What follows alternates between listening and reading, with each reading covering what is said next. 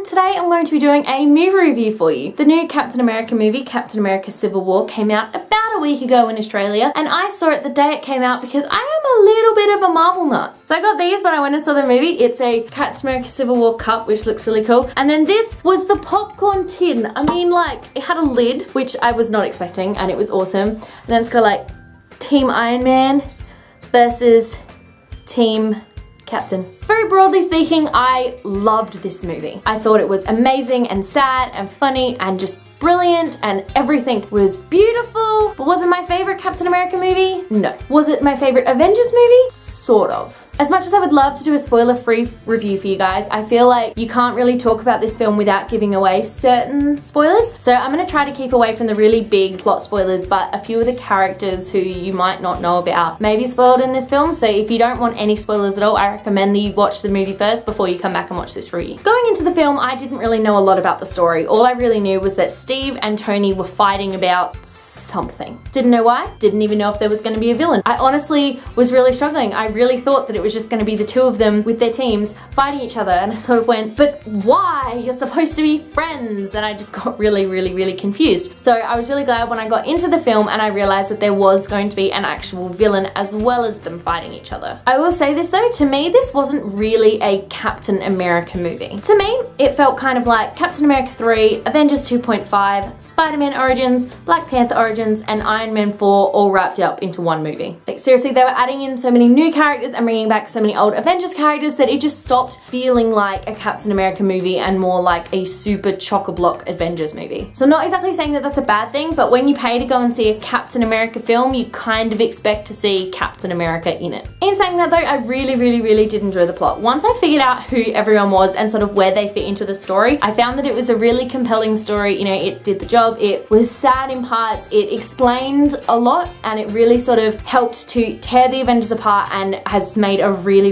good setup for future films. So the fight scenes, of course, were beyond epic, especially there's a huge scene where it's sort of shown in the trailers, so it's kind of a spoiler, but not really if you've seen the trailers. So there's a huge scene set sort of at an airport where the Avenger teams, Tony's team and Captain's team, are fighting each other, and that scene was done brilliantly. It was funny, it was action-packed, and it just was so Marvel. I loved it. For me, there were some plot elements that seemed really rushed and felt like they didn't really have enough of a lead up to it. There's one scene in particular that I was hoping would happen and did, but I was sort of hoping that we'd have a bit more of a lead up to it, because for me it felt very rushed and sort of necessary, but we probably didn't need to have it there. And there also felt like there were a lot of unnecessary characters in the movie. I mean, don't get me wrong, like I love Hawkeye and Ant-Man with like all of my heart because they are awesome and they were funny in the film, but I feel like if they needed to chop out some characters, they are two characters that they definitely didn't need in the film. Particularly Hawkeye. I mean, he retired at the end of Age of Ultron and then all of a sudden he's like, I'm back!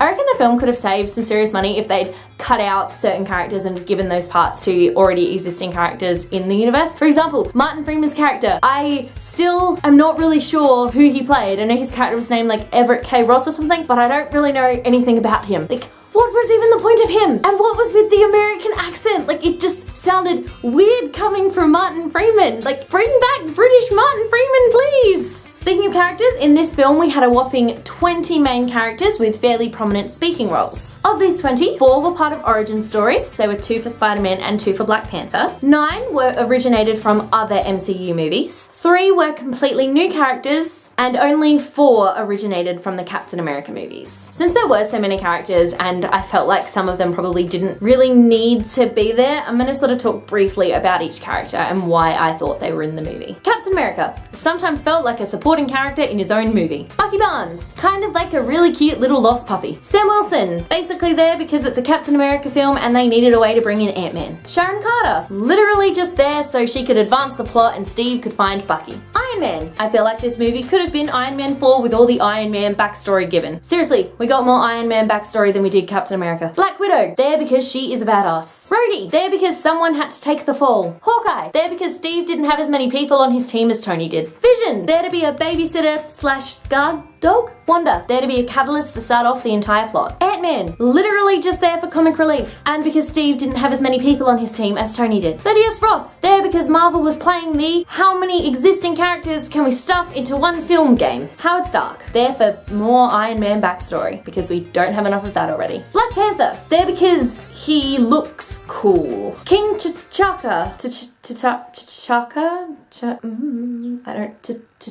There because Black Panther origins, and to confuse everyone with his last name. Spider-Man, there because Marvel finally bought the rights and they wanted to rub it in Sony's face. Aunt May, feel like she was there literally so Tony could hit on her. Zemo, because they needed an actual villain to drive the story. Crossbones, I have no clue. I guess they needed a way for the plot to begin and they needed a villain for that. I still don't really know who that guy is. Everett K. Ross, there because Benedict Cumberbatch got a role in a Marvel film and Martin Freeman felt left out. So because this film didn't feel particularly like a Captain America film, but it was still amazing and funny and beautiful and one of the best superhero films I've ever seen, I am only going to give it 4 out of 5 stars because I was hoping to see more of a Captain America film, not just another Avengers movie. In saying that though, I still recommend this film for everyone. It's such a funny movie, the fight scenes are incredible, and the Stan Lee cameo is one of the best cameos that I've seen in all of the Marvel movies. If you like this video, be sure to give it a huge thumbs up. Tell me down in the comments below whether you loved the movie, whether you hated it, if you thought it wasn't as much of a Captain America film as you would have liked. I would love to know. Don't forget to subscribe to my channel so you don't miss a thing. Stay random. Bye!